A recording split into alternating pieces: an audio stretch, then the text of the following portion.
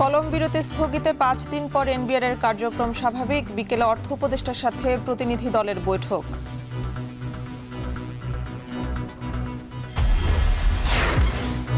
দুই দফা মেয়াদ বাড়িয়েও শেষ হয়নি সিলেটের বাধাঘাট এয়ারপোর্ট 4 লেনের কাজ। কক্সবাজার চট্টগ্রাম সড়ক 6 লেনে উন্নীত করার দাবি। শেরপুরে ফসলি জমি ও বসতি তছনছ করছে বন্য হাতির দল। লোকসান জেনেও আধা পাকা ধান কেটে নিচ্ছেন কৃষক।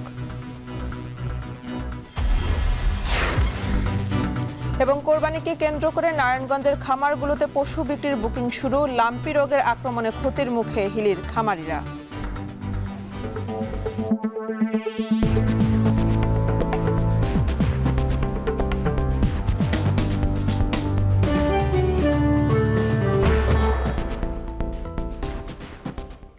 স্বাগত। এখন জনপথে পুরো আয়োজন জুড়ে সঙ্গে আছে আমি মেহরিন অ্যানি। টানা 5 কর্মদিবস কলম বিরতির পর আন্দোলন সাময়িক স্থগিত করায় কাস্টমস হাউসগুলোতে কর্মচাঞ্চলতা ফিরেছে। সকাল থেকে পুরোপুরি কাজে ফেরেন চট্টগ্রাম কাস্টমস হাউসের কর্মকর্তারা। এতে বন্দর ব্যবহারকারী ও সেবা গ্রহীতাদের মধ্যে স্বস্তি ফিরেছে। এর আগে সোমবার বিকেলে রাজধানীর আগারগাঁওয়ের রাজস্ব ভবনে সংবাদ সম্মেলন করে কর্মসূচি সাময়িক প্রত্যাহারের ঘোষণা দেওয়া হয়। বিকেলে অর্থ উপদেষ্টা সালেহ উদ্দিন আহমেদ সহ অন্য উপদেষ্টাদের সঙ্গে বৈঠকে বসার কথা রয়েছে। বৈঠকে এনবিআর বিলুপ্তি প্রত্যাহারের বিষয়ে আলোচনা হবে। এমন উদ্যোগের প্রেক্ষিতে কলম বিরতি স্থগিত করেন এনবিআর সংস্কার ঐক্য পরিষদ।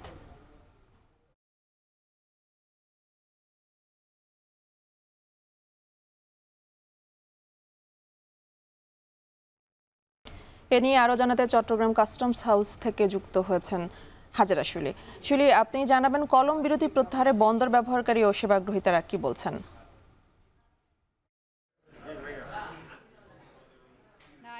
কলম বিরতি প্রত্যাহারের পর আজ থেকে পুরোদমে চট্টগ্রাম কাস্টমস হাউসের কর্মকর্তারা কাজে ফিরেছেন।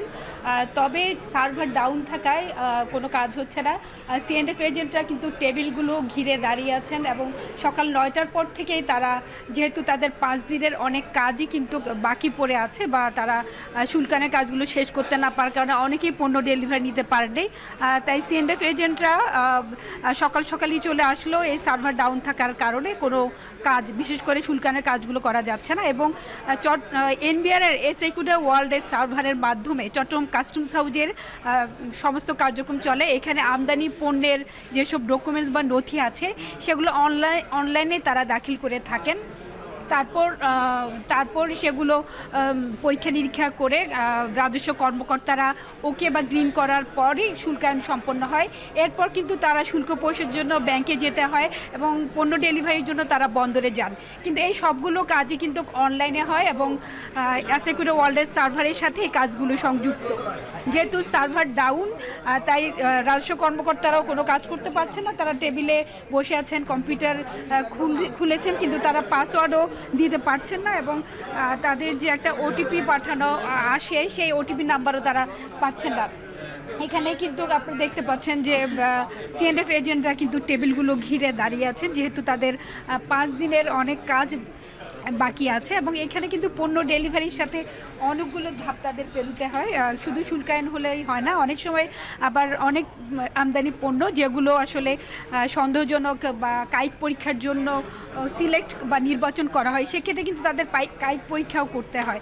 এবং প্রতিদিন চট্টগ্রাম কাস্টমস হাউসে প্রায় 7 থেকে 7,500 আমদানি এবং রফতানি পণ্য চালানের নথি দাখিল করা হয় এবং গড়ে প্রতিদিন প্রায় 200 থেকে 250 কোটি টাকা রাজস্ব আয় করে চট্টগ্রাম কাস্টমস হাউস। যদি এই কাজগুলো না হয় তাহলে কিন্তু রাজস্বও কিন্তু আটকা পড়ে এবং বন্দরের কার্যক্রমেও কিন্তু এর বিরূপ প্রভাব পড়ে। যেহেতু এই কয়েকদিনে অনেক পণ্যই কিন্তু কন্টেনার জমে গেছে এবং প্রায় 41 থেকে 42,000 টুইস কন্টেনার বর্তমানে বন্দর ইয়ার্ডে পড়ে আছে। যদিও পণ্য ধারণ ক্ষমতা প্রায় 54,000 টুইস, কিন্তু বন্দরের অপারেশনাল কাজের জন্য প্রায় 20% স্পেস বা জায়গা খালি রাখতে হয়, না হলে যে প্রতিদিন প্রায় 10 থেকে 12,000 ট্রাক এবং প্রায় 10 থেকে 12,000 লোকজন কিন্তু বন্দরে আসেন, বন্দর ব্যবহারকারীরা তাদের পণ্য ডেলিভারি, কায়িক পরীক্ষা সহ বিভিন্ন কাজে। এবং চট্টগ্রাম কাস্টমস হাউস এবং বন্দরের কাজ কিন্তু একটি অপরটির সাথে যুক্ত। এবং কাস্টমস হাউসে যদি কলম বিরতি বা কাজ বন্ধ থাকে বা সার্ভার ডাউন থাকে, এর প্রভাব পড়ে কিন্তু পুরো বন্দরের কার্যক্রমে, এবং বন্দর থেকে পণ্য ডেলিভারিও তখন কিন্তু ঠিকমতো হয় না। যারা হয়তো আগেই শুল্কায়ন বা ব্যাংকের শুল্ক পরিশোধ করেছেন তারা পণ্য ডেলিভারি নিতে পারলেও যাদের শুল্কায়নের কাজ শেষ হয়নি বা অন্যান্য যেসব বিল পরিশোধের বিষয় থাকে, বিভিন্ন শিপিং এজেন্ট সহ সে কাজগুলো তারা করতে পারেন না। এবং এক্ষেত্রে সিএনএফ এজেন্ট বা জেটি সরকারদের ভোগান্তি কিন্তু অনেক বেশি হয় এবং তাদের দিনভর কিন্তু অপেক্ষা করতে হয় কাজগুলোর জন্যে। এ নিয়েই ছিল আমার কাছে চট্টগ্রাম কাস্টমস হাউসের কাজ শুরু সবশেষ। রাজস্ব কর্মকর্তারা কলম বিরতি প্রত্যাহার করে কাজে ফিরেছেন, সে খবরই চট্টগ্রাম থেকে জানাচ্ছিলেন সহকর্মী হাজেরা শিউলি। 3 মাস আগে খুলনা প্রকৌশল ও প্রযুক্তি বিশ্ববিদ্যালয়ে সংঘর্ষ ও শিক্ষক লাঞ্ছিতের ঘটনার বিচার দাবিতে তৃতীয় দিনের মতো প্রশাসনিক কার্যক্রম বন্ধ করে কর্মবিরতি পালন করছেন শিক্ষকরা। এর আগে একই দাবিতে একাডেমিক কার্যক্রমে অংশ না নিয়ে বিরতি পালন করে আসছেন তারা। বিশ্ববিদ্যালয় শিক্ষক সমিতির ব্যানারে এই কর্মসূচি পালন করছেন তারা। এতে বন্ধ রয়েছে একাডেমিক ও প্রশাসনিক কার্যক্রম। শিক্ষকদের অভিযোগ, শিক্ষক লাঞ্ছিতের ঘটনায় অভিযুক্ত ব্যক্তিদের বিরুদ্ধে ব্যবস্থা গ্রহণে প্রশাসনের উদাসীনতার কারণে ক্যাম্পাসে সুষ্ঠু পরিবেশ ফিরিয়ে আনা সম্ভব হচ্ছে না। এ অবস্থায় দাবি না মানা হলে কর্মসূচি অব্যাহত থাকবে বলে জানায় তারা। এদিকে শিক্ষকদের দাবির সঙ্গে একাত্মতা প্রকাশ করে জড়িতদের বিচারের আওতায় আনার দাবি জানিয়েছে শিক্ষার্থীদের একাংশ।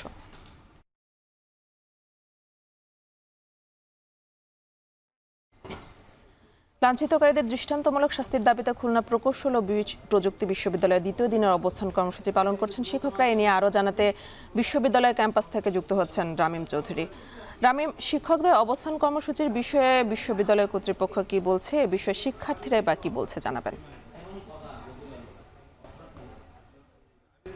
খুলনা প্রকৌশল ও প্রযুক্তি বিশ্ববিদ্যালয়ের শিক্ষকরা তাদের যে কর্মবিরতি বা তাদের যে কার্যক্রমগুলো সেগুলো কিন্তু একেবারেই বন্ধ রেখেছেন। গত কয়েকদিন ধরে, বিশেষ করে গত 4 মে থেকে কিন্তু সিন্ডিকেট সভার সিদ্ধান্ত অনুযায়ী শিক্ষা কার্যক্রম শুরু হওয়ার কথা ছিল। তবে সেই 4 মে থেকেই কিন্তু শিক্ষক সমিতির সিদ্ধান্ত অনুযায়ী শিক্ষকরা এই একাডেমিক কার্যক্রম থেকে বিরত রয়েছেন। এরপরে কিন্তু তারা 7 কর্মদিবসের একটি আলটিমেটাম দিয়েছিলেন যে যারা এই শিক্ষকদের লাঞ্ছিত করেছে তাদের দৃষ্টান্তমূলক শাস্তি দিতে হবে, আর তা না হলে কিন্তু তারা একাডেমিক কার্যক্রমের পাশাপাশি প্রশাসনিক কার্যক্রমে তারা যে সহযোগিতা করতেন সেটিও কিন্তু তারা করবেন না। ঠিক সেটাই কিন্তু হয়েছে। 7 কর্মদিবস পার হয়ে যাওয়ার পরেও তারা যখন দৃষ্টান্তমূলক শাস্তির কোনো দৃশ্যমান কোনো শাস্তি তারা দেখেনি, তখন কিন্তু তারা তাদের যে কর্মবিরতির ডাক সেটি কিন্তু তারা দিয়েছেন এবং তারা গতকালকে আমরা দেখেছি যে অবস্থান কর্মসূচি পালন করেছেন এখানকার শিক্ষকরা। এবং তারা যেটি বলছেন যে মূলত গত 18 ফেব্রুয়ারি কুয়েটে যে হামলার ঘটনা ঘটে, বহিরাগতদের সাথে একটি সংঘর্ষের ঘটনা হয়েছিল শিক্ষার্থীদের, এবং তার পরেই কিন্তু একাডেমিক কার্যক্রম একেবারেই বন্ধ হয়ে যায় এবং সেই সময়টাতে কিন্তু বেশ কিছু শিক্ষককে লাঞ্ছিত করা হয় এবং শিক্ষকদের গালিগালাজ করা হয়, এমন অভিযোগ কিন্তু তারা করছেন। এবং তারা বলছেন যে এই সব কার্যক্রমের সাথে যারা জড়িত ছিল তাদেরকে শনাক্ত করে দ্রুতই যেন শাস্তির আওতায় আনা হয় এবং দৃষ্টান্তমূলক শাস্তি দিতে হবে তাদের, এবং সেটি যদি না দেওয়া হয় সে পর্যন্ত কিন্তু তারা প্রশাসনিক এবং একাডেমিক যে কার্যক্রম রয়েছে তাতে কিন্তু তারা অংশগ্রহণ করবেন না। এ বিষয়ে কিন্তু শিক্ষার্থীদের একাংশ কিন্তু তাদের সাথে একত্রতা প্রকাশ করেছেন। গতকালকে অবস্থান কর্মসূচি ছিল শিক্ষকদের 1 ঘন্টার, এবং সেই অবস্থান কর্মসূচিতে কিন্তু এখানকার বেশ কিছু শিক্ষার্থীরাও কিন্তু তারা সেখানে যোগ দিয়েছিলেন এবং তারা যেটি বললেন যে মূলত কিন্তু শিক্ষকরা যে অবস্থান কর্মসূচি পালন করছেন যে বিষয় নিয়ে সেটি কিন্তু সঠিক এবং তারা তার সাথে একমত। এবং এর পাশাপাশি শিক্ষার্থীরা আরও একটি বিষয় বলেছেন যে বেশ কিছুদিন একাডেমিক কার্যক্রম বন্ধ থাকার কারণে কিন্তু তারা অনেকটাই পিছিয়ে পড়েছে এবং তারা চায় না যে আর এই একাডেমিক কার্যক্রম বন্ধ থাকুক। সে কারণে কিন্তু শিক্ষার্থীরা চাচ্ছেন যে দ্রুতই যেন শিক্ষা কার্যক্রম শুরু হয় সব সমস্যার সমাধান করে। তো সব মিলিয়ে এই ছিল আমার কাছে কুয়েট ক্যাম্পাস থেকে সবশেষ খবর। কুয়েটের শিক্ষকদের অবস্থান কর্মসূচি চলছে, সে খবরে জানাচ্ছিলেন সহকর্মী রামিম চৌধুরী। কে রাখে কার কথা? প্রকল্পের মেয়াদ পার হলেও শেষ হয়নি কাজ, বরং মেয়াদ বেড়েছে আরও ২ বছর। এতে করে ভোগান্তি থেকে নিস্তার মিলছে না স্থানীয় বাসিন্দা ও যাত্রীদের। যদিও কর্তৃপক্ষের সেই পুরনো আশ্বাস নতুন নির্ধারিত সময়ে কাজ শেষ করার। এই হচ্ছে সিলেটের বাধাঘাট থেকে এয়ারপোর্ট পর্যন্ত ৪ লেন সড়কের নির্মাণ কাজের সবশেষ অবস্থা। গুরুত্বপূর্ণ এই সড়কের কাজের ধরন, ভোগান্তি আর ধীরগতি নিয়ে প্রতিবেদন জানিয়েছেন সহকর্মী গুলজার আহমেদ। নির্মাণাধীন সড়কের পাশে মজুত রাখা নির্মাণ সামগ্রী, কোনো অংশে আবার কাজ চলছে। এছাড়াও খোঁড়াখুড়ি আর ধুলার যন্ত্রণা মিলিয়ে বাধাঘাট থেকে এয়ারপোর্ট সড়ক যেন দুর্ভোগের আরেক নাম। সিলেট শহরের যানজট কমাতে এবং স্থানীয়ভাবে পর্যটন ও যোগাযোগ ব্যবস্থা উন্নতিকরণের জন্যই মূলত সিলেট বাধাঘাট এয়ারপোর্ট সড়ক ৪ লেনের কাজ শুরু হয়েছিল। ইতিমধ্যে প্রকল্পের মেয়াদ ২ বছর শেষে আরও ১ বছর সময় অতিবাহিত হয়েছে, কিন্তু এখনও শেষ হয়নি পুরোপুরি কাজ। এর ফলে অনেকটাই হতাশ হয়ে পড়েছেন স্থানীয় বাসিন্দারা। শুধুমাত্র রাস্তাত মানুষের ভোগান্তি, বেমার, রুগিলিয়া আইতে পারে না, এই যাইতে একটা রুগিলিয়াও আইতে পারে না, বুঝছেন। বিশেষ করে ছাত্র এবং ছাত্রীরা যাতায়াতের খুব বেশি সমস্যা। রাস্তা তো কাজ হয়েছে না, কিছু কাজ হয়েছে, আনুষ্ঠানিক খালবাট কয়টা হয়েছে, বাদ বাকি কাজ বন্ধ। এই ভোগান্তিটা এমন যানজট লাগে, যানজট যারে হয়, আর এই কাজটা শেষ হয়ে যেত, এগুলো গাড়ি যাতায়াতে দূর হয়ে যেত, আমরা কোনো কষ্ট হইল না।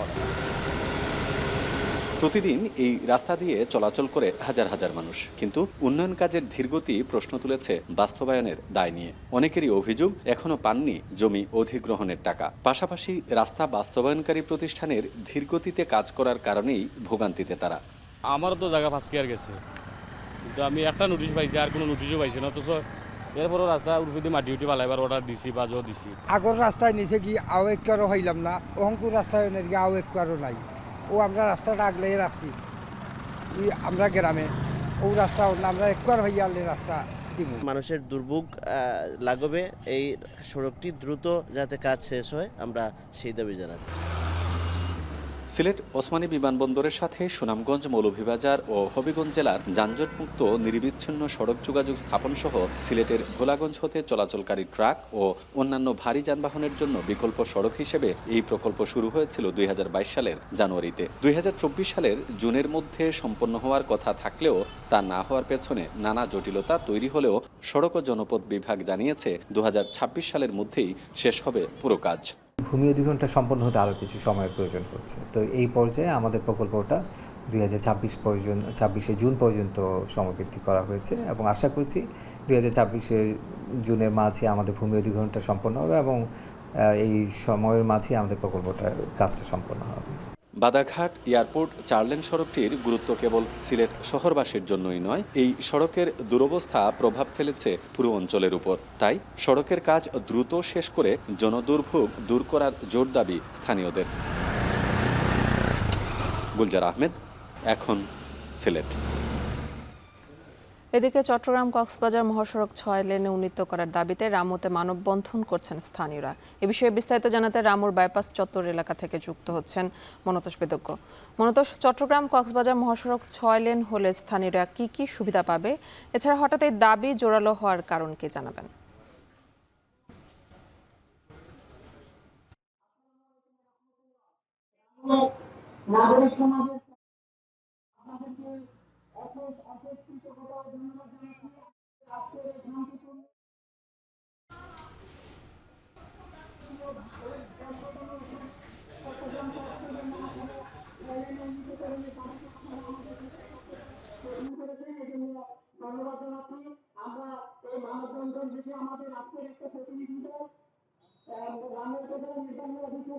কক্সবাজার চট্টগ্রাম যে ১৫৮ কিলোমিটার দৈর্ঘ্যের মহাসড়ক, এই সড়ক নিয়ে কিন্তু অস্বস্তি আছে। মূলত এখানে যে সড়কে বহু বিপজ্জনক বাঁক রয়েছে, এর বাইরে পিচ্ছিল সড়ক, এখানে লবণ পরিবহনের প্রবণতা রয়েছে, ছোট ছোট যানবাহন যে এই মহাসড়কে চলাচল করে, এসব কারণে কিন্তু এখানে প্রায় প্রতিনিয়ত দুর্ঘটনা ঘটছে। এর প্রেক্ষিতে আজকে এখানে কক্সবাজারের রামুর যে বাইপাস চত্বর এলাকা আছে, এখানে কক্সবাজার চট্টগ্রাম মহাসড়কের এই অংশটিতে আজকে এখানে হাজার খানেক মানুষ এখানে সমবেত হয়েছে। মূলত ৪০টি সংগঠনের এখানে সদস্যরা এই মানববন্ধনে হাজির হয়েছেন এবং তারা যে দাবিটি জানিয়ে আসছিলেন, যেহেতু এখানে এই সড়কটিতে অদক্ষ চালক যেমন রয়েছে। সড়কটি অত্যন্ত সরু, মূলত 18 থেকে 34 ফুট মতো এই সড়কের বিভিন্ন জায়গায় প্রশস্ত। আহ, এই যে এই যে কম প্রশস্ততা, এটির কারণেও বিভিন্ন সময় দুর্ঘটনা এখানে ঘটছে। আর বাইরে এখানে যে অদক্ষ চালকরা রয়েছেন তাদের কারণেও কিন্তু বিভিন্ন সময় আসলে দুর্ঘটনা ঘটছে। সকাল 10:30টায় যে মানববন্ধনটি এখানে একটু আগে অপেক্ষা করছেন, এখানে অনেকে এখানে অপেক্ষা করছে। এখানে যারা মানববন্ধন অংশগ্রহণ করেছেন তাদের অনেকের সাথে কথা বলেছি। তারা বলছেন যে মূলত সড়কটি যেহেতু প্রতিনিয়ত বিপজ্জনক হয়েছে এবং প্রায় সময় এখানে প্রাণহানির ঘটনা ঘটছে। মূলত গত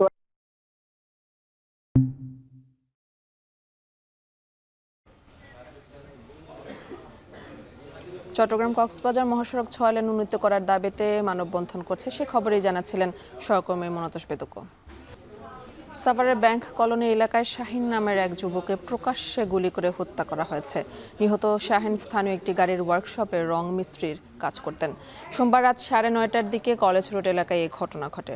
প্রত্যক্ষদর্শীরা জানায় নিহত শাহিন ও সাদা শার্ট পরিহিত এক ব্যক্তি ঢাকা আরিচা মহাসড়ক থেকে একসাথে কলেজ রোড ধরে হেঁটে যাচ্ছিলেন। কিছুদূর গেলেই সাদা শার্ট পরিহিত ওই ব্যক্তি শাহিনের মাথায় গুলি করে পালিয়ে যান। এ সময় মাটিতে লুটিয়ে পড়ে প্রাণ হারান সে। ঘটনার পরপরই সাভার মডেল থানা পুলিশ ও গোয়েন্দা পুলিশের একটি দল ঘটনাস্থলে আসে। হত্যাকারী শনাক্তের কাজ চলছে বলে জানিয়েছে আইন শৃঙ্খলা রক্ষাকারী বাহিনী।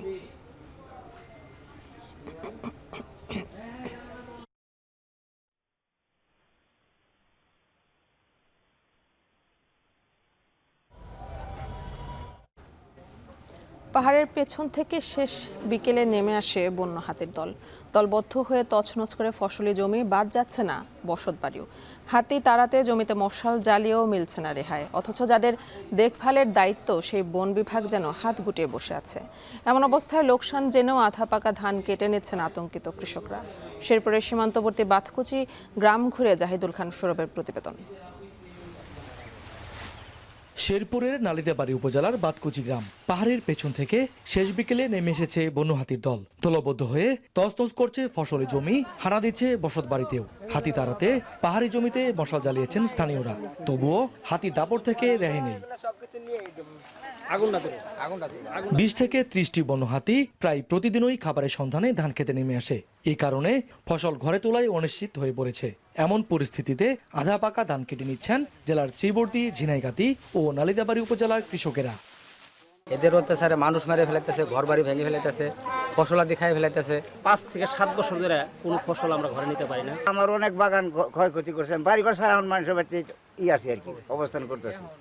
এদিকে হাতির আক্রমণে শুধু ফসলি জমি নয়, ক্ষতি হচ্ছে বাড়িঘরেও। ক্ষতিপূরণের নেই তেমন কোনো অবস্থা। এছাড়া আবেদনের দীর্ঘ জটিলতা শেষে ক্ষতিপূরণের টাকা পেতেও লেগে যায় দীর্ঘ সময়। হাতির জন্য এই কাঁচা ধান কাটা ফেলাইতেছি। দিনের মধ্যে হাতি আসা পরে, হাতি আসার পরে এই আম করে দৌড়ান দেয়, আমরা এই ধান থুয়া কাঁচি পাইকা থুয়ে দূর করে জায়গা। কাঁচা ধানের দুধ বাড়ায়, মানে এটা তো চাল নাই, এটা বাজারে বিক্রি করবার গেলেও টাকা নেয় না, 800 টাকা মন কয়। এখন আমার কি উপায়, একটা চেষ্টা চাই বাংলাদেশ সরকারের কাছে। বন্য হাতির তাণ্ডব থেকে রক্ষা পেতে দীর্ঘমেয়াদী কার্যক্রম হাতে নেওয়া হচ্ছে বলে জানান বিভাগীয় এই বন কর্মকর্তা। ক্ষতিপূরণটা কমানোর জন্য বন বিভাগ অনেক ধরনের ইনিশিয়েটিভ নিয়েছে, যেমন সোলার ফেন্সিং করা হচ্ছে। কিছু সোলার ফেন্সিং অলরেডি করা হয়েছে এবং পরবর্তীতে আরও কিছু সোলার ফেন্সিং করা হবে। যেহেতু হাতি খাবারের খুঁজে আছে, সেই ক্ষেত্রে পাহাড়ের সীমান্তবর্তী এলাকাগুলোতে আমরা লেবু জাতীয় ফসলের কৃষকদেরকে উদ্বুদ্ধ করতেছি। পাশাপাশি হাতি যদি কোনো এলাকায় ক্ষতিগ্রস্ত হয় তাহলে বন বিভাগের আইন অনুযায়ী সেই অনুযায়ী কৃষকরা যাতে উপকার পায়, সেই জন্য আমরা বন বিভাগের সাথে কাজ করতেছি। 2014 সাল থেকে এখন পর্যন্ত হাতির আক্রমণে শেরপুরে প্রাণ গেছে 36 জনের। বিপরীতে মানুষের হাতে প্রাণ গেছে 31টি বন্য হাতির। জাহিদুল খান সৌরভ, এখন শেরপুর। এখনও হাটের ইজারা দেওয়া হয়নি, অথচ কোরবানি ঘিরে তোড়জোড় শুরু হয়েছে নারায়ণগঞ্জের ক্রেতা ও খামারিদের। তবে হাটের ঝক্কি ঝামেলা এড়িয়ে কে না চায় পশু কিনতে, আর এজন্যই খামারগুলোতে শুরু হয়েছে বুকিং নেওয়া। ক্রেতা ধরতে অনেক খামারি রেখেছেন ফ্রি ডেলিভারির ব্যবস্থা। এবার নারায়ণগঞ্জের 4000 খামারে বিক্রির উদ্দেশ্যে প্রস্তুত রাখা হয়েছে 70,000-এর বেশি পশু, যার বাজার মূল্য প্রায় 1000 কোটি টাকা। নারায়ণগঞ্জ থেকে পাঠানো ইমরান আলী সজীবের তথ্য ও ছবিতে বিস্তারিত। রাজধানীর পার্শ্ববর্তী জেলা নারায়ণগঞ্জে গড়ে উঠেছে প্রায় 4000 ছোট বড় গরুর খামার। এসব খামারে বছর জুড়ে মাংস ও দুধ উৎপাদনের পাশাপাশি লালন পালন করা হয় উন্নত জাতের গরু। এর মধ্যে আছে ফিজিয়ান, শাহিওয়াল সহ দেশীয় জাতের গরু, মহিষ ও ছাগল। কোরবানিতে জেলার মোট পশুর চাহিদার বেশিরভাগ অংশের যোগান দেন স্থানীয় খামারিরা। ইতোমধ্যেই এসব খামারে পশু বিক্রি শুরু হয়েছে। হাটের ঝক্কি ঝামেলা ও ভোগান্তি এড়াতে অনেকেই এরই মধ্যে আগাম বুকিংও দিয়েছেন। কেউ কেউ খামারে ঘুরে কোরবানির পশু পছন্দ করে রাখছেন। আমার গরুটা কিভাবে লালন পালন করা হচ্ছে, আমার গরুটার স্বাস্থ্য কেমন, ওজনটা কিছুদিন পর পর মেপে দেখি কতটুকু বাড়তেছে, কেমন কি হচ্ছে। এটা একটা অনেক বড় সুবিধা। হাটের থেকে এই জায়গার পরিবেশটা অনেক ভালো, বেটার। ঠিক আছে, এক জায়গাতে সব রকম আইটেমের গরু, সব সাইজের গরু পাওয়া যাইতেছে। ফার্মের সুবিধা কি যে সবগুলো পাওয়া যায়, ছাগলও পাওয়া যায়, গরু পাওয়া যায়। হাটের হিসাব আলাদা, এখানে হিসাব আলাদা। মানে এখানে হাটে থেকে এখানে হিসাবটা বেশি ভালো। খামারগুলোতে আকারভেদে 60,000 থেকে 12 লাখ টাকার পর্যন্ত গরু রয়েছে। তবে চাহিদা বেশি মাঝারি আকৃতির। ক্রেতা ধরতে অনেকেই দিচ্ছেন বিভিন্ন লোভনীয় অফার। আবার অনেক খামারই রেখেছেন ফ্রি ডেলিভারির ব্যবস্থা। সর্বোচ্চ ওজনের আছে প্রায় টন ক্রস করা, এবং শুরুটা হচ্ছে দেখা যাচ্ছে আপনার 100 কেজির পর থেকে। তো দামের ক্ষেত্রে আপনার 60,000 থেকে শুরু। একটা ক্রেতা যখন একটা গরু ক্রয় করবে, তখন তার মনের ভিতর যে কালার, যে রেঞ্জের মধ্যে গরু প্রয়োজন, আশা করি আমাদের এখান থেকে এসে সে পেয়ে যাবে। একদিন দুদিন আগে কেউ নিতে চাইলে আমরা ডেলিভারি ফ্রি। আর কেউ যদি জায়গাও স্বল্পতা থাকে, তাহলে আমরা আমাদের এখানে কাটিং করে আশেপাশে হলে আমরা পৌঁছে দিতে পারবো। প্রাণী সম্পদ অফিসের তথ্য বলছে, জেলায় এবারের কোরবানির ঈদে পশুর চাহিদা 86,000-এর বেশি। বিপরীতে প্রস্তুত আছে প্রায় 70,000 গরু মহিষ, যার বাজার মূল্য প্রায় 1000 কোটি টাকার বেশি। তবে খামারের এসব পশু মোটাতাজাকরণে ক্ষতিকারক উপাদানের ব্যবহার রোধে মাঠ পর্যায়ে কঠোর নজরদারি অব্যাহত রয়েছে। নিবিড় পর্যবেক্ষণের মাধ্যমে আমাদের জেলা প্রাণী সম্পদ অফিসের তত্ত্বাবধানে, প্রশাসনের তত্ত্বাবধানে, আমাদের উপজেলা প্রাণী সম্পদ কর্মকর্তা, আমাদের ভেটেরিনারি সার্জন, সবার তত্ত্বাবধানে একটা সম্মিলিত টিম আমরা কাজ করছি। এবং সেইখানে স্টেরয়েড এবং গ্রোথ প্রমোটার হিসাবে অ্যান্টিবায়োটিক মুক্ত, সম্পূর্ণ স্টেরয়েড এবং অ্যান্টিবায়োটিক মুক্ত প্রাকৃতিক খাবারের উপর বেস করে আমরা এবার গরুগুলি রেডি করছি। জেলায় ঘাটতি থাকা পশুর চাহিদা পূরণ করবে অস্থায়ী পশুর হাটগুলো। তবে কোরবানিকে ঘিরে ক্রেতা ও খামারিদের তোড়জোড় শুরু হলেও জেলা প্রশাসনের পক্ষ থেকে এখনও হাটের ইজারা দেয়া হয়নি। এখন নারায়ণগঞ্জ। এদিকে হিলিতে প্রকট হয়েছে গরুর লাম্পি রোগ। 1.5 মাসে মারা গেছে 25 থেকে 30টি গরু, যাতে খামারিদের মাঝে আতঙ্ক ছড়িয়ে পড়েছে। কোরবানির ঈদের আগে এই রোগের আক্রমণে ব্যাপক ক্ষতির শঙ্কায় ছোট বড় খামারিরা। সোহেল রানের প্রতিবেদনে বিস্তারিত। উত্তরে জেলা দিনাজপুরের হিলিতে গরুর খামারে ছড়িয়ে পড়েছে লাম্পি রোগের প্রাদুর্ভাব। গেল 2 মাস ধরে উপজেলার বিভিন্ন খামারে আক্রান্ত হচ্ছে গবাদি পশু।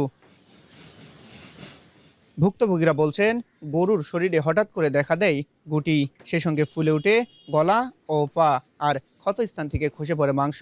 তেমন কোনো প্রতিষেধক না থাকায় গেল 1.5 মাসে আক্রান্ত হয়েছে 500 থেকে 700টি গরু। এছাড়া মারা গেছে অন্তত 25 থেকে 30টি। কুরবানি ঈদের আগে এই রোগের আক্রমণে ব্যাপক ক্ষতির আশঙ্কায় ছোট বড় খামারিরা। কুরবানির ঈদ আসছে, এটাকে নিয়ে আমাদের অনেক স্বপ্ন থাকে, আশা থাকে, কিন্তু স্কিন ডিজিজ একটা নতুন আসছে নাকি, কি বলে লাম্পি।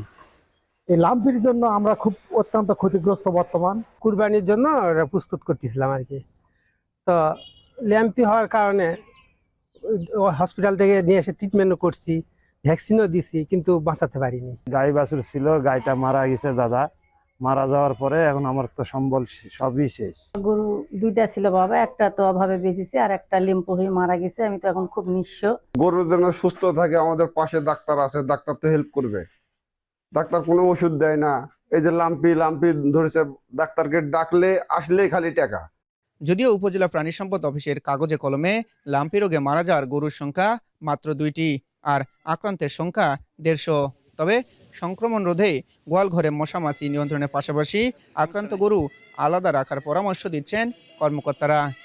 এই 3 মাস আমরা ব্যাপক আকারে বিভিন্ন জায়গায় উঠান বৈঠক থেকে শুরু করে লিফলেট বিতরণ থেকে শুরু করে মানুষকে সচেতনতা কিভাবে এটা প্রতিরোধ করা যাবে, বিশেষ করে টিকা, এই বিষয়ে প্রচারণা চালাই আমরা 3 মাস প্রচুর পরিমাণে, ঠিক আছে, এবং অসংখ্য লিফলেট বিতরণ করি। তাতে অনেক লোকেই টিকা দিয়েছে, যারা টিকা দেয়নি তাদের গেলে বেশি আক্রান্ত। আসন্ন কুরবানির ঈদে শুধুমাত্র হিলিতেই প্রস্তুত করা হয়েছে 16,000 গবাদি পশু। সোহেল রানা, এখন হিলি। আসন্ন কোরবানির ঈদকে ঘিরে পশুর পরিচর্যায় ব্যস্ত চাঁদপুরের খামারিরা। কোরবানিতে ৭৬,000 পশুর চাহিদার বেশিরভাগ অংশের যোগান দেন স্থানীয় খামারিরা। লাভের আশায় এখন নিচ্ছেন বাড়তি যত্ন। এ নিয়ে আরও জানাতে চাঁদপুর থেকে যুক্ত হয়েছেন তালহা জোবায়ের। তালহা, জেলায় মোট চাহিদার কি পরিমাণ পশু স্থানীয়রা যোগান দেন? ঈদে পশু বেচা কেনার কি পরিমাণ লেনদেন হতে পারে জানাবেন।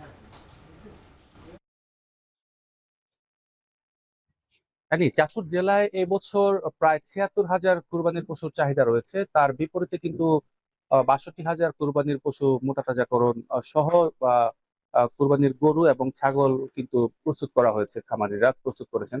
আমি আসলে কথা বলেছিলাম জেলা প্রাণী সম্পদ কর্মকর্তার সাথে। তিনি যেটা বলছেন যে এই ঈদকে ঘিরে গেল বছরের তুলনায় কিন্তু এবছর খামারির সংখ্যা বৃদ্ধি পেয়েছে এবং গেল বছর যেহেতু খামারিরা কিছুটা লাভবান হতে পেরেছেন, এই কারণে কিন্তু অনেকেই আগ্রহ নিয়ে কিন্তু এবছর গরু মোটা তাজাকরণ প্রকল্প কিন্তু হাতে নিয়েছেন। এবং তিনি যেটা বলছেন যে চাঁদপুরের চাহিদার তুলনায় গরু মোটা তাজাকরণ প্রকল্পে গরু প্রস্তুত করা কিছুটা কম থাকলেও কিন্তু তা শেষ দিকে অন্যান্য জেলা থেকে আশপাশের যে সমস্ত জেলা রয়েছে, বিশেষ করে উত্তরবঙ্গের জেলা থেকে কিন্তু সেই সমস্ত চাহিদার গরু কিংবা ছাগল কিন্তু নিয়ে আসা হবে এবং চাহিদা ফিল আপ করা হবে। আপনার মাধ্যমে দর্শকদেরকে একটু জানিয়ে রাখতে চাই, চাঁদপুরের যে বিস্তীর্ণ চরাঞ্চল রয়েছে সেখানে কিন্তু যারা বাসিন্দা রয়েছে, চরের বাসিন্দা, তারাও কিন্তু গরু মোটা তাজাকরণ করে থাকে, বিশেষ করে ঈদকে ঘিরে। এবং এতে করে তাদের যেই আর্থিক যে দৈন্যদশা, তার থেকে কিন্তু তারা কিছুটা হলেও পরিত্রাণ পাওয়ার চেষ্টা করে থাকে।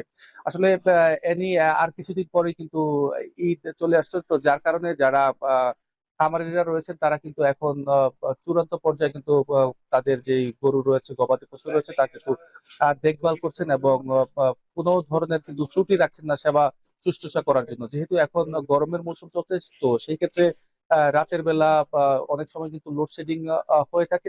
এতে করে কিন্তু তাদের কিছুটা বিড়ম্বনায় পড়তে হয় এই গবাদি পশু নিয়ে। এবং এতে গবাদি পশু যাতে এই গরমের কারণে কোনো গবাদি পশু মারা না যায়, তার জন্য কিন্তু তারা বাড়তি যত্ন নিচ্ছেন। তাছাড়া আমি কথা বলেছিলাম বেশ কয়েকজন খামারিদের সাথে, তারা যেটা বলছেন যে গেল বছরের তুলনায় কিন্তু এবছর যে গোখাদ্য রয়েছে তার দাম কিন্তু স্থির রয়েছে। তার জন্য কিন্তু তারা প্রত্যাশা করছেন যে এবছর গরু বিক্রি করে কিংবা ছাগল মহিষ বিক্রি করে তারা লাভবান হতে পারবেন, যদি না ভারত থেকে কিংবা মায়ানমার থেকে কোনো পশু দেশে না ঢুকে। এবং তাহলে কিন্তু তারা কিন্তু লাভবান হতে পারবে। আর আপনার মাধ্যমে আসলে আরেকটা বিষয় জানিয়ে রাখতে চাই, চাঁদপুরে এই যে ৭৬,000 গবাদি পশুর চাহিদা রয়েছে, তার মধ্যে চাঁদপুরে বর্তমানে ৪২,000 কিন্তু গরু মোটা তাজাকরণ করা হয়েছে জেলায়, এবং প্রায় 20,000-এর মতো ছাগল এবং অন্যান্য পশু কিন্তু প্রস্তুত রাখা হয়েছে। এবং এই সময়টাতে চাঁদপুরে এবছর প্রায় 600 কোটি টাকার কিন্তু কোরবানির হাটে বেচা কেনা হয়ে থাকবে বলে কিন্তু জানিয়েছেন আমাদেরকে জেলা প্রাণী সম্পদ কর্মকর্তারা। তো আসলে সার্বিক পরিস্থিতি যা দেখা যাচ্ছে যে চাঁদপুরে কিন্তু এবছর গরু মোটা তাজাকরণের ক্ষেত্রে কোনো ধরনের বাড়তি কোনো ধরনের সমস্যার কিন্তু সম্মুখীন করতে হচ্ছে না খামারিদের, এবং তারা প্রত্যাশা করছে তারা এবছর লাভবান হতে পারবে। তো এই ছিল অবস্থা চাঁদপুর থেকে সবশেষ। চাঁদপুরের কোরবানি পশুর প্রস্তুতি নিয়ে জানাচ্ছিলেন সহকর্মী তালহা জোবায়ের। সংরক্ষিত নারী আসনের সাবেক সংসদ সদস্য, সাতক্ষীরা জেলা আওয়ামী লীগের শিক্ষা ও মানব সম্পদ বিষয়ক সম্পাদক লায়লা পারভিন সেজুদিকে গ্রেফতার করেছে পুলিশ। গত রাত 2:30টার দিকে সাতক্ষীরা শহরের নিজ বাড়ি থেকে তাকে গ্রেফতার করা হয়। সদর থানার ভারপ্রাপ্ত কর্মকর্তা শামিনুল হক জানান, সেজুদিকে জুলাই আগস্টের গণ অভ্যুত্থানের নাশকতা মামলায় গ্রেফতার করা হয়। লায়লা পারভিন সেজুদি সাতক্ষীরা থেকে জেলা আওয়ামী লীগের শিক্ষা ও মানব সম্পদ বিষয়ক সম্পাদক ছিলেন। বিতর্কিত দ্বাদশ জাতীয় সংসদ নির্বাচনে সংরক্ষিত নারী আসনে তাকে মনোনীত করে আওয়ামী লীগ। দুপুরের দিকে তাকে আদালতে তোলা হবে বলে জানায় পুলিশ।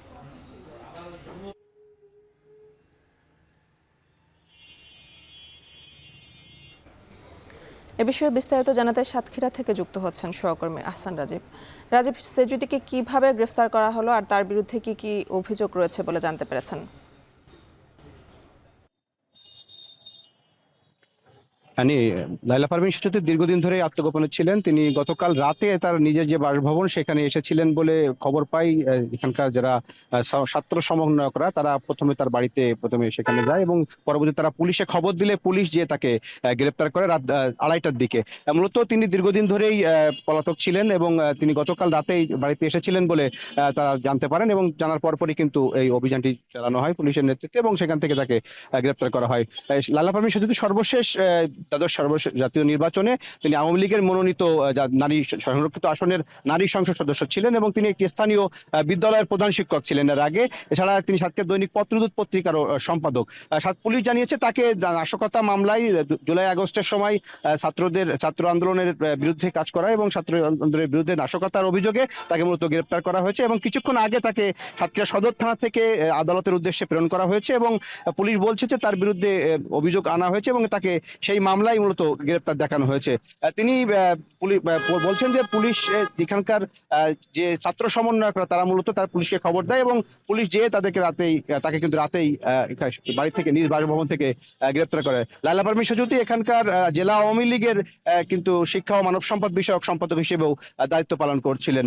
তার বাবা শহীদ সবা আলাউদ্দিন, তিনি আওয়ামী লীগের এক সময়কার নেতা ছিলেন এবং তিনি কিন্তু এখানকার এই সাতক্ষীরা আওয়ামী লীগের নেতৃত্ব দিয়েছেন। তো সব মিলিয়ে এখানকার পুলিশ বলছে যে তাদের বিরুদ্ধে নাশকতার অভিযোগে মূলত তাকে গ্রেপ্তার করা হয়েছে এবং তারা ছাত্র সমন্বয়করা স্পেসিফিকভাবে তার বিরুদ্ধে অভিযোগ এনেছেন যে তিনি জুলাই আগস্টে যে গণ অভ্যুত্থান ছিল সেই গণ অভ্যুত্থানের সময় ছাত্র আন্দোলনের বিরুদ্ধে তিনি কাজ করেছেন এবং সেই সময় তিনি সাতক্ষীরাতে মিছিল সমাবেশ সহ ছাত্রদের এই আন্দোলন কোটা আন্দোলনের বিরুদ্ধে অবস্থান নিয়েছিলেন, যে কারণে মূলত ছাত্র সমন্বয়করা সেই সময় 5 আগস্টের পরে তার বিরুদ্ধে একাধিকবার অভিযোগ আনে এবং এই অভিযোগের প্রেক্ষিতেই পুলিশ কিন্তু একটি মামলায় তাকে গ্রেপ্তার দেখিয়েছে। কিছুক্ষণ আগে সাতক্ষীরা সদর থানা থেকে তাকে কোর্টে তোলা হয়েছে এবং পরবর্তী কার্যক্রম কোর্টের মাধ্যমে তাকে কারাগারে প্রেরণ করা হতে পারে বলে জানানো হয়েছে। তো এই ছিল আমার কাছে সাতক্ষীরা সদর থানা থেকে সংরক্ষিত নারী আসনের সংসদ সদস্য লায়লা পারভীন সেতুকে আটকের সবশেষ তথ্য।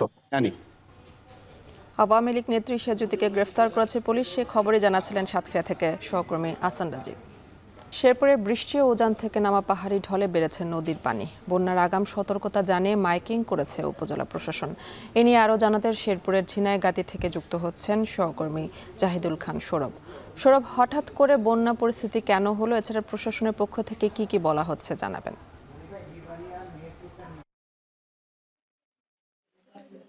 শুরুতে যদি আমি একটু জানাই যে 2024-এর অক্টোবরে যে স্মরণকালে ভয়াবহ বন্যা হয়েছিল শেরপুরে, সেটি রেশ না কাটতে কিন্তু শেরপুরে গত কয়েকদিন থেকে টানা বর্ষণ এবং উজান থেকে নেমে আসা পাহাড়ি ঢলে প্রায় প্রতিটি নদ নদীর পানি বেড়েছে।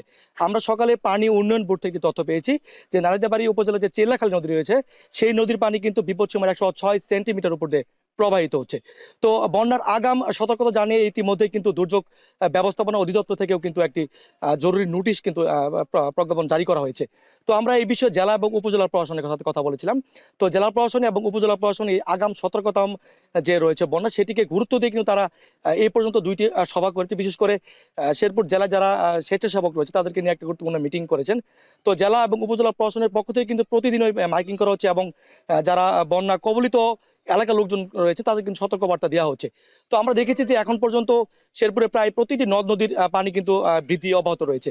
তো আমরাও সকাল থেকে খেয়াল করছিলাম যে টানা বর্ষণও কিন্তু শেরপুরে সকাল থেকে হচ্ছিল এবং এখন পর্যন্ত কিছুটা বৃষ্টি কমলে কিন্তু পানির যে ধারাবাহিকতা সেটি কিন্তু বৃদ্ধি অব্যাহত রয়েছে।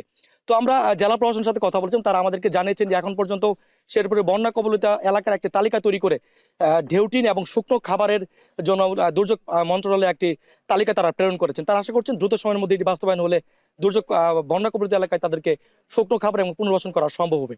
তো এই বিষয়ে আমি সকাল থেকে খেয়াল করছিলাম যে বিশেষ করে যারা কৃষক রয়েছে তারা কিন্তু অনেকটাই দুর্ভোগে রয়েছে। এ নিয়ে আমি যদি জানাই যে শেরপুর কিন্তু একটি কৃষি সমৃদ্ধ একটা অঞ্চল এবং বিশেষ করে পাহাড়ি এলাকা থাকার কারণে কিন্তু তারা বোরো ধান কাটতে অনেকটা কষ্টের সম্মুখীন হচ্ছেন। তো জেলা কৃষি অফিস থেকে আমাদেরকে জানিয়েছেন যে এখন পর্যন্ত 85% ধান কর্তন হয়েছে এবং যে সকল ধান বুড়ো আবাদ রয়েছে মাঠে তারা বলছেন যে দ্রুত সময়ের মধ্যে কৃষকের জন্য এই ধান কেটে ঘরে তুলে। তো এই ছিল শেরপুর থেকে এ নিয়ে আমার কাছে শেরপুরের বন্যা পরিস্থিতি সর্বশেষ তথ্য। শেরপুরের বন্যা পরিস্থিতি নিয়ে জানাচ্ছিলেন সহকর্মী জাহিদুল খান সৌরভ। বাংলাদেশ ও চীনের মধ্যে চা বাণিজ্য সম্প্রসারণ ও সহযোগিতা জোরদারের লক্ষ্যে শাহজালাল বিশ্ববিদ্যালয়ে চলছে চা প্রদর্শনী 2025। এ নিয়ে বিস্তারিত জানাতে সেখান থেকে যুক্ত হচ্ছেন সহকর্মী গুলজার আহমেদ। গুলজার, চা প্রদর্শনীতে বাংলাদেশ ও চীনের কতটি প্রতিষ্ঠান অংশ নিয়েছে জানাবেন?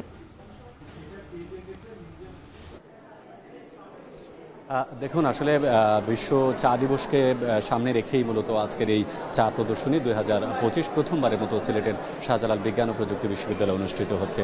বিশ্ববিদ্যালয়ের যে পলিটিক্যাল স্টাডিজ বিভাগের যে ইনডোর জায়গা আছে সেখানেই মূলত আজকের এই আয়োজন শুরু হয়েছে। আমরা সকাল 10টায় এখানে মূল আয়োজন শুরু হয়।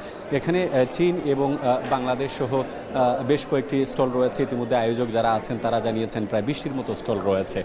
এবারের লক্ষ্য যেটি হচ্ছে যে বাংলাদেশের চা শিল্পে গুণগত মান বৃদ্ধি এবং আন্তর্জাতিক বাজারে তাদের যে সম্প্রসারণ, সেই সম্প্রসারণের লক্ষ্যেই মূলত চা প্রদর্শনীর এই আয়োজন। এখানকার যারা অংশগ্রহণকারী যে স্টলগুলো রয়েছে আমরা দেখতে পাচ্ছি যে বেশ কিছু বাংলাদেশি ব্যবসায়ী সংগঠন যারা আছে তারাও এখানে যুক্ত হয়েছেন।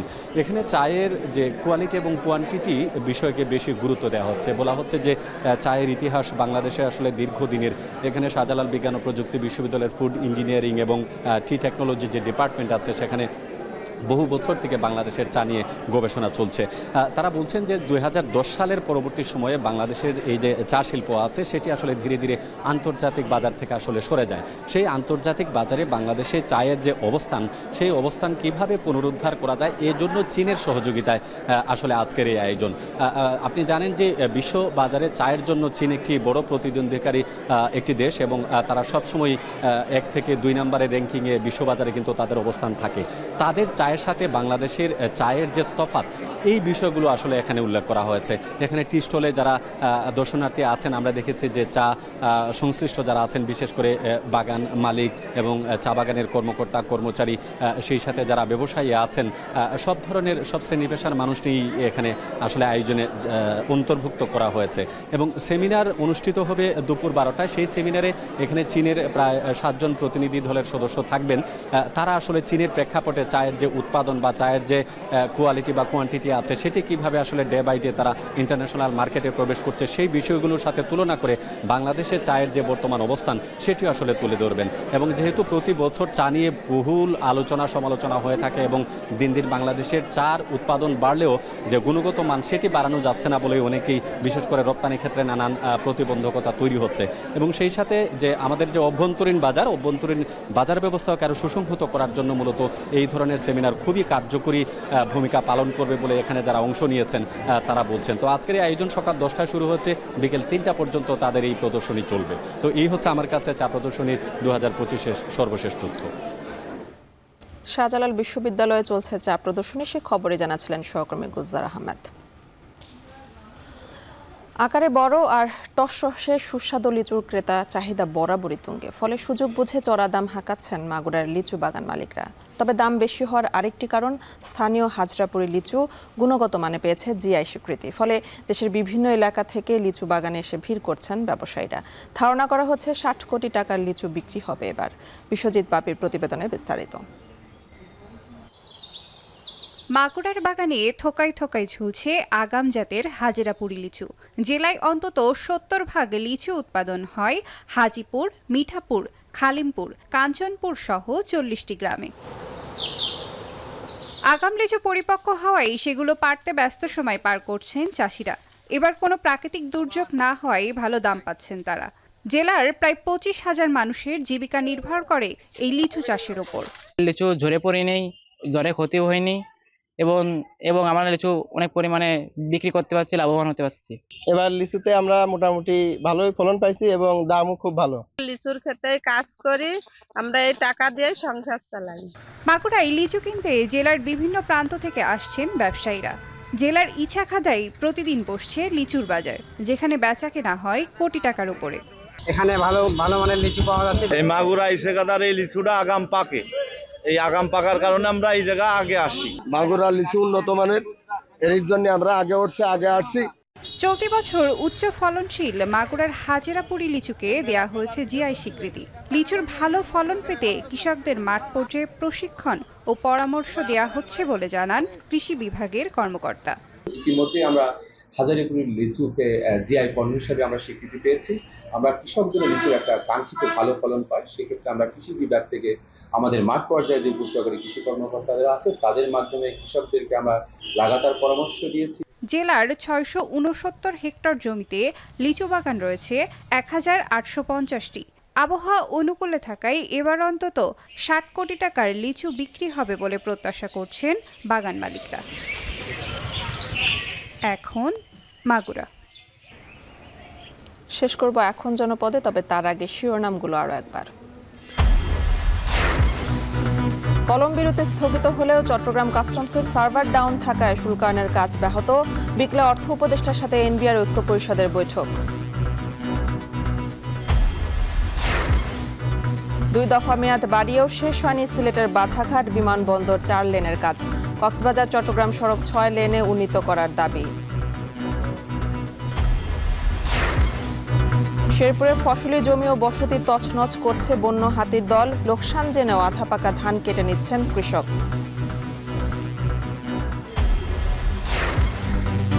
এবং কোরবানিকে কেন্দ্র করে নারায়ণগঞ্জের খামারগুলোতে পশু বিক্রির বুকিং শুরু। লাম্পি রোগের আক্রমণে ক্ষতির মুখে হিলির খামারিরা। শেষ করছে এখন জনপদে। এখন টেলিভিশন ওয়েবসাইটে দেখতে ভিজিট করুন www.ekhon.tv। এছাড়া ফেসবুকে দেখতে ভিজিট করুন facebook.com/tv.ekhon এবং ইউটিউবে দেখতে ভিজিট করুন youtube.com/c/ekhon tv।